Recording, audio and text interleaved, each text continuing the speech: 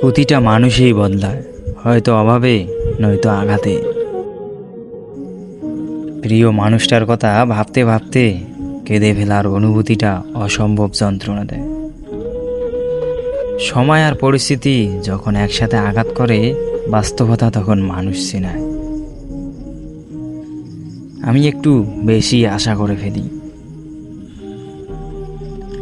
মিথ্যে হাসি দিয়ে ঢেকে রাখি আমার ক্ষত বিক্ষত আঘাত। বাহিরটা রাজার মতো হলেও ভিতরটা আমার আহত। তোমাকে না পাওয়ার আক্ষেপটা আমার কোনোদিনও ফুরাবে না। সর্বহারা প্রতীকের ছন্নছাড়া অস্তিত্ব, মাতোহারা পথকষ্টের হতচ্ছাড়া আমি একাকিত্ব।